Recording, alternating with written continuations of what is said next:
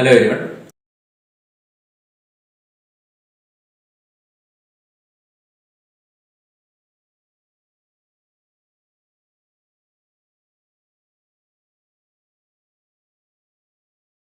ഈ വീഡിയോയിൽ നമ്മൾ ഡിസ്കസ് ചെയ്യുന്നത് ഷീറ്റ് മെറ്റൽ ജോയിൻസിനെ പറ്റിയിട്ടാണ്.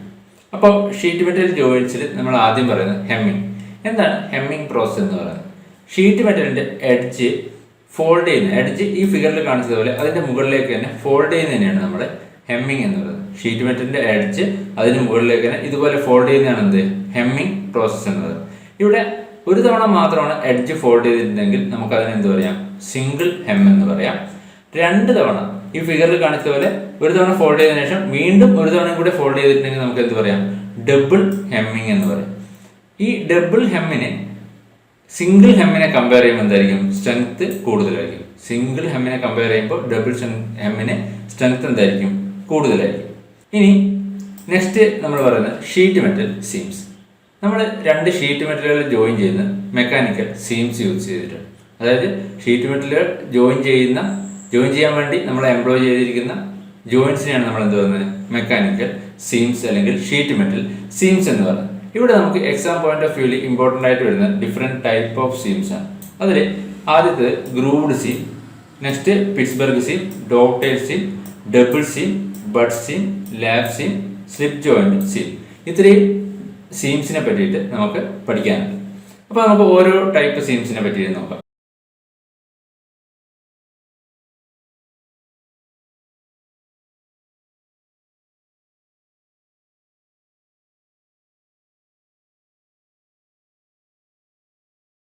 ആദ്യത്തേത് ഗ്രൂവ്ഡ് സീം. ഗ്രൂവ്ഡ് സീം എന്ന് പറയുമ്പോൾ ഏറ്റവും കോമൺ ആയിട്ട് ഷീറ്റ് മെറ്റലുകൾ ജോയിൻ ചെയ്യാൻ വേണ്ടി ഉപയോഗിക്കുന്ന സീമാണ് എന്ത്? Grooved seam. ഇതിന് ഈ ഒരു ഫിഗറിൽ കാണിച്ചതുപോലെ എഡ്ജിൽ ഇതുപോലെ ലോക്കുകൾ ഫോം ചെയ്തിട്ടുണ്ടാവും. എഡ്ജ് ഫോൾഡ് ചെയ്തിട്ട് ലോക്കുകൾ ഫോം ചെയ്തിട്ടുണ്ടാവും. ഈ ഒരു ഫോൾഡഡ് എഡ്ജിനെയാണ് നമ്മൾ എന്ത് പറയുന്നത്? ലോക്ക്. അപ്പോൾ ഇങ്ങനെ രണ്ട് ഫോൾഡഡ് എഡ്ജസ് അല്ലെങ്കിൽ രണ്ട് ലോക്കുകൾ പരസ്പരം ചേർത്ത് വെച്ചതിന് ശേഷം ഒരു ഹാൻഡ് ഗ്രൂവറോ അല്ലെങ്കിൽ ഗ്രൂവിംഗ് മെഷീനോ യൂസ് ചെയ്തിട്ട് പ്രസ് ഡൗൺ ചെയ്യും. അപ്പോഴെന്ത് ചെയ്യും? ഇതുപോലെ ഒരു ലോക്ക് ഫോം ചെയ്യും. ഇതിനെയാണ് നമ്മൾ ലോക്ക്ഡ് ഗ്രൂവ്ഡ് ജോയിന്റ് എന്ന് പറയുന്നത്. രണ്ട് ഷീറ്റ് മെറ്റലിന്റെ എഡ്ജിൽ എന്തുണ്ടാവും? ഇതുപോലെ രണ്ട് ലോക്ക് ഉണ്ടാവും. ഈ രണ്ട് ലോക്കുകളെ പരസ്പരം ചേർത്ത് വെച്ചിട്ട് പരസ്പരം ലോക്ക് ചെയ്ത് വെച്ചിട്ട് നമ്മൾ ഹാൻഡ് ഗ്രൂവറോ അല്ലെങ്കിൽ ഗ്രൂവിംഗ് മെഷീനോ യൂസ് ചെയ്തിട്ട് എന്ത് ചെയ്യും? പ്രസ് ചെയ്യും. അപ്പോൾ എന്ത് ചെയ്യും? ഇതുപോലെ ഒരു എക്സ്റ്റേണൽ ഗ്രൂവ്ഡ് ജോയിന്റ് ഫോം ചെയ്യും അല്ലെങ്കിൽ ഒരു ലോക്ക്ഡ് ഗ്രൂവ്ഡ് ജോയിന്റ് ഫോം ചെയ്യും. അപ്പോൾ ഇങ്ങനെ ഫോം ചെയ്യുന്ന ലോക്ക്ഡ് ഗ്രൂവ്ഡ് ജോയിന്റ് അത് എക്സ്റ്റേണൽ ലോക്ക്ഡ് ഗ്രൂവ്ഡ് ജോയിന്റ് ഉണ്ട്, ഇന്റേണൽ ലോക്ക്ഡ് ഗ്രൂവ്ഡ് ജോയിന്റ് ഉണ്ട്. എക്സ്റ്റേണൽ ലോക്ക്ഡ് ഗ്രൂവ്ഡ് ജോയിന്റ് എന്ന് പറഞ്ഞാൽ ഈ ഒരു ഫിഗറിൽ കാണിച്ചിരിക്കുന്നത്, അതായത് ഇതുപോലെ എക്സ്റ്റേണൽ ആയിട്ട് പ്രൊജക്ട് ചെയ്തിരിക്കുന്ന ലോക്ക്ഡ് ഗ്രൂവ്ഡ് ജോയിന്റിനെയാണ് നമ്മൾ എക്സ്റ്റേണൽ ലോക്ക്ഡ് ഗ്രൂവ്ഡ് ജോയിന്റ് എന്ന് പറയുന്നത്. ഇനി ഈ ഫിഗറിൽ കാണിച്ചതുപോലെ ഇന്റേണൽ ആയിട്ട് ഇതുപോലെ ഇൻസൈഡിലേക്ക് പ്രൊജക്ട് ചെയ്തിരിക്കുന്ന ലോക്ക്ഡ് ഗ്രൂവ്ഡ് ജോയിന്റിനെയാണ് നമ്മൾ ഇന്റേണൽ ലോക്ക്ഡ് ഗ്രൂവ്ഡ് ജോയിന്റ് എന്ന് പറയുന്നത്. അപ്പോൾ ഗ്രൂവ്ഡ് സീം എന്ന് പറയുന്നത് ഏറ്റവും കോമൺ ആയിട്ട് ഷീറ്റ് മെറ്റൽ ജോയിൻ ചെയ്യാൻ വേണ്ടി ഉപയോഗിക്കുന്ന സീമാണെന്ത്? Grooved seam.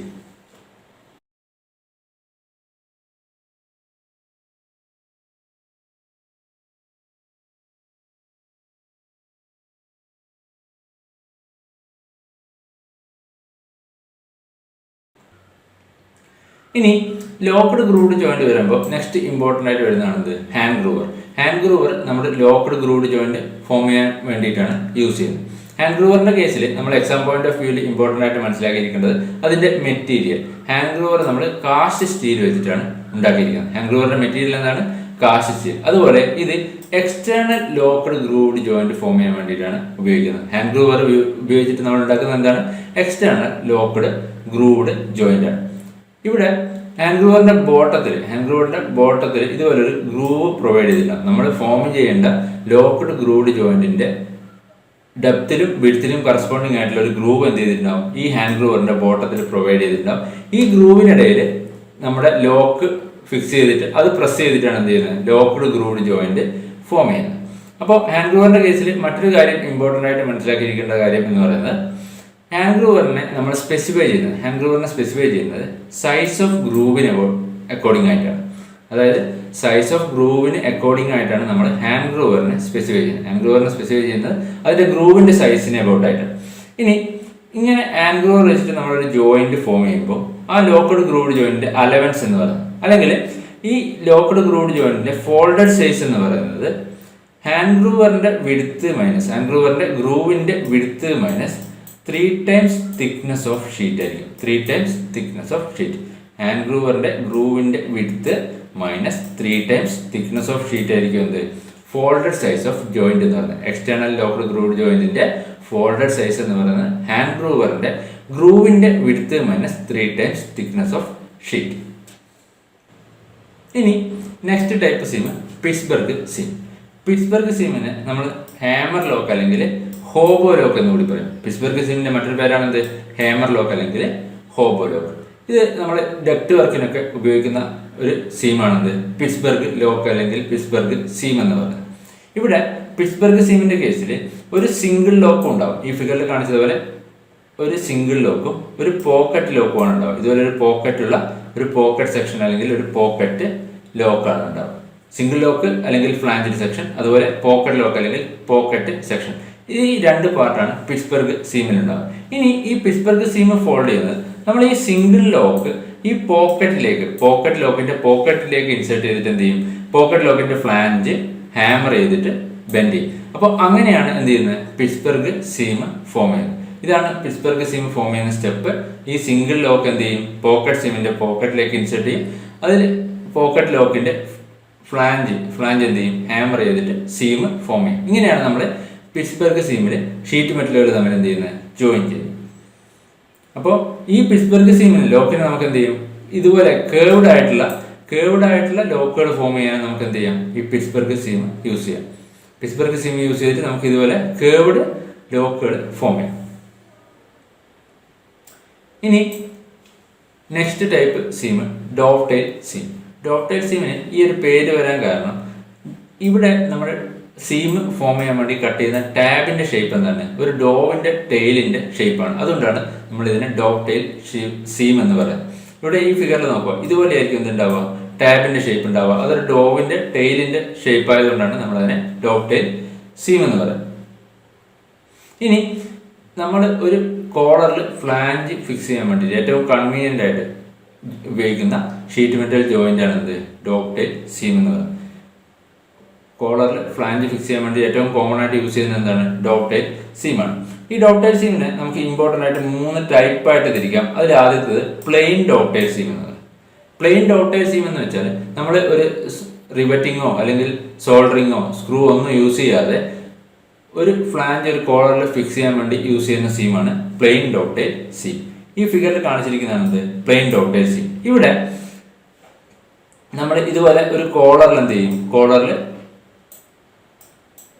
എഡ്ജ് നമ്മൾ ഇതുപോലെ സ്ലിറ്റ് ചെയ്യും. എന്നിട്ട് ആൾട്ടർനേറ്റീവ് ആയിട്ടുള്ള ടാബുകൾ എന്ത് ചെയ്യും, ഇതുപോലെ ഫോൾഡ് ചെയ്യും.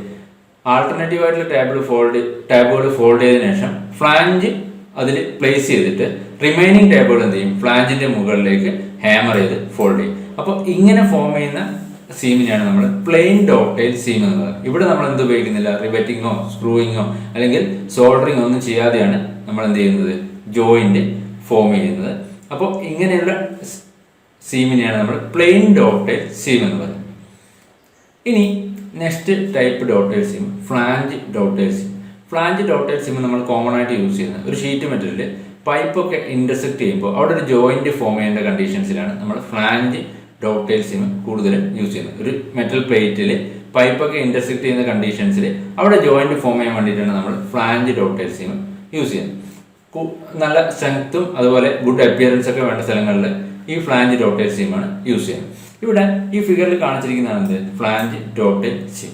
ഇതിന് ഇവിടെ കാണിച്ചിരിക്കുന്ന പോലെ ഒരു ഫ്ലാഞ്ച് പ്രൊവൈഡ് ചെയ്തിരിക്കുന്ന ഒരു കോളർ ഉണ്ടാവും, ഒരു സ്ലീവ് ഉണ്ടാവും. ഈ സ്ലീവിലും കോളറിൽ എന്ത് ചെയ്തിട്ടുണ്ടാവും, റിവറ്റ് ഹോൾസുകൾ പ്രൊവൈഡ് ചെയ്തിട്ടുണ്ടാവും. ഈ സ്ലീവ് ഈ കോളറിലേക്ക് ഇൻസേർട്ട് ചെയ്തിട്ട് റിവറ്റ് ചെയ്ത് ഫിക്സ് ചെയ്യും. അതിനുശേഷം ഈ സ്ലീവിന്റെ എൻഡിൽ എന്ത് ചെയ്തിട്ടുണ്ടാവും, സ്ലിറ്റുകൾ കട്ട് ചെയ്തിട്ടുണ്ടാവും.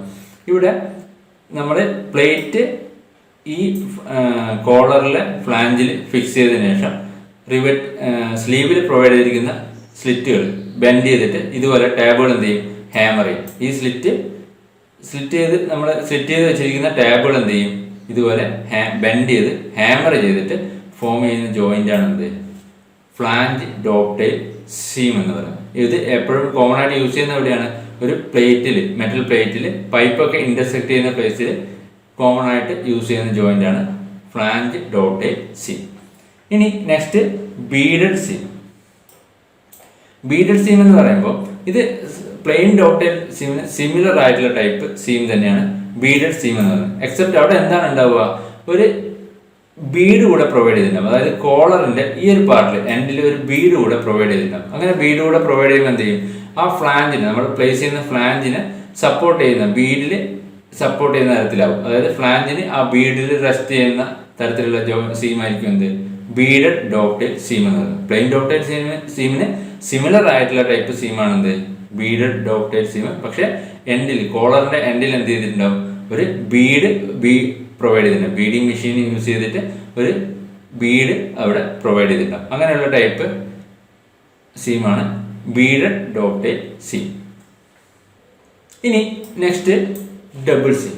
ഡബിൾ സീം എന്ന് പറയുമ്പോൾ ഈ ഷീറ്റ് മെറ്റൽ ജോയിന്റിനെ ഇതുപോലെ 2 തവണ ഫോൾഡ് ചെയ്ത് ഫോം ചെയ്യുന്ന സീമിനെയാണ് നമ്മൾ എന്ത് പറയുന്നത്? ഡബിൾ സീം എന്ന് പറയുന്നത്. ഇത് 2 ടൈപ്പായിട്ട് നമുക്ക് പറയാം. ഒന്ന് ഇതുപോലെ സ്ക്വയർ അല്ലെങ്കിൽ ബോക്സസ് ടൈപ്പ് ജോബുകൾ ഫോം ചെയ്യുന്ന ടൈപ്പും, മറ്റൊന്ന് സിലിണ്ടറിക്കൽ ടൈപ്പ് ജോബുകൾ ഫോം ചെയ്യുന്ന ടൈപ്പ്. ഇനി ഈ ഡബിൾ സീമിനെ തന്നെ നമുക്ക് ബോട്ടം ഡബിൾ സീം അല്ലെങ്കിൽ നോക്ക്ഡ് അപ്പ് സീം എന്നും പാൻഡ് ഡൗൺ സീം എന്നും 2ആയിട്ട് പറയാം.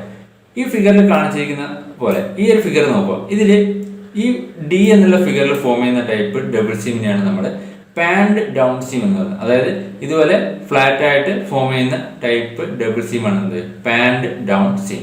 അതിനെ ഒരു തവണയും കൂടെ ഹാമർ ചെയ്ത് ഫോൾഡ് ചെയ്യുന്നതിനെയാണ് നമ്മൾ എന്ത് പറയുന്നത്? ബോട്ടം ഡബിൾ സീം അല്ലെങ്കിൽ നോക്ക്ഡ് അപ്പ് സീം എന്ന് പറയുന്നത്. ഒരു തവണയും കൂടെ ഹാമർ ചെയ്ത് ഫോൾഡ് ചെയ്യുന്നതാണ് എന്ത്? നോക്ക്ഡ് അപ്പ് സീം അല്ലെങ്കിൽ ബോട്ടം ഡബിൾ സീം. ഈ ഫിഗറിൽ ഈ കാണിച്ചിരിക്കുന്ന ഡി എന്ന് പറയുന്നത് പാൻഡ് ഡൗൺ സീമാണ്. ഇ എന്നുള്ള ഫിഗർ എന്താണ്? ബോട്ടം ഡബിൾ സീം അല്ലെങ്കിൽ നോക്ക്ഡ് അപ്പ് സീമാണ്. ഇനി next seam butt seam. Butt seam എന്ന് പറയുമ്പോൾ ഇതുപോലെ ഷീറ്റ് മെറ്റലിന്റെ ജോയിൻ ചെയ്യേണ്ട മെറ്റലുകൾ എൻഡ് ടു എൻഡ് പ്ലേസ് ചെയ്തതിനു ശേഷം അതിന്റെ എഡ്ജ് സോൾഡർ ചെയ്തതിനെയാണ് നമ്മൾ എന്ത് പറയുന്നത്? ബഡ് സീം എന്ന് പറയുന്നത്. ഈ ഫിഗറിൽ കാണിച്ചിരിക്കുന്നതാണ് ബഡ് സീം. ഇവിടെ എന്താണ്? മെറ്റൽ പ്ലേറ്റുകൾ എഡ്ജ് ടു എഡ്ജ് പ്ലേസ് ചെയ്തിട്ട് സോൾഡർ ചെയ്യുന്നതാണ് എന്ത്? ബഡ് സീം എന്ന് പറയുന്നത്. ഇനി next lap seam.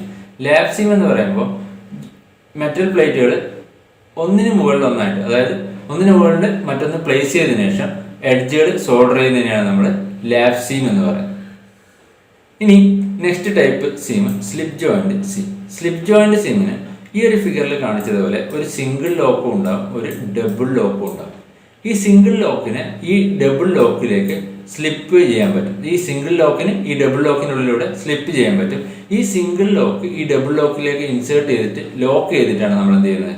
Joint form ചെയ്യുന്നത്. ലോഞ്ചിറ്റ്യൂഡിനൽ കോർണർ ജോയിന്റ് ഒക്കെ ഫോം ചെയ്യുന്നത് സ്ലിപ്പ് ജോയിന്റ് സീം ഉപയോഗിച്ചിട്ടാണ്.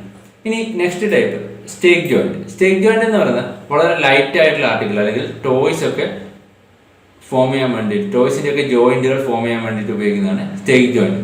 അത് വളരെ ഇമ്പോർട്ടന്റ് ആണ്. അതിന്റെ മറ്റൊരു പേരാണ് എന്ത്? Toy joint. വളരെ ലൈറ്റ് ആയിട്ടുള്ള ആർട്ടിക്കിൾ അല്ലെങ്കിൽ ടോയ്സ് ഒക്കെ ഫോം ചെയ്യാൻ ഉപയോഗിക്കുന്നതുകൊണ്ട് തന്നെ അത് നമുക്ക് എന്ത് പറയാം? ടോയ് ജോയിന്റ് എന്ന് കൂടി പറയാം. ഈ സ്റ്റേക്ക് ജോയിന്റ് ഫോം ചെയ്യുന്നത് ഒരു പ്ലേറ്റിൽ, ജോയിൻ ചെയ്യേണ്ട ഒരു പ്ലേറ്റിൽ ഇതുപോലെ ക്ലിപ്പുകൾ ഫോം ചെയ്യും. സെക്കൻഡ് പ്ലേറ്റിൽ അതിന് കറസ്പോണ്ടിങ് ആയിട്ടുള്ള സ്ലോട്ടുകൾ ഫോം ചെയ്യും. ഈ ക്ലിപ്പുകൾ സ്ലോട്ടിലേക്ക് ഇൻസേർട്ട് ചെയ്തിട്ട് അത് ഹാമർ ചെയ്ത് ബെൻഡ് ചെയ്തിട്ടാണ് എന്ത് ചെയ്യുന്നത്? ജോയിന്റ് ഫോം ചെയ്യുന്നത്. ഈ ജോയിന്റിന് അനുസരിച്ചിട്ട് അല്ലെങ്കിൽ ഈ ഫോം ചെയ്യുന്ന ജോയിന്റിന് അനുസരിച്ചിട്ട് നമുക്ക് ഇതിനെ സ്ട്രെയിറ്റ് സ്റ്റേക്ക് ജോയിന്റ് എന്നും സിക്സ് ആഗ് സ്റ്റേക്ക് ജോയിന്റ് എന്നും 2ആയിട്ട് ക്ലാസിഫൈ ചെയ്യാം.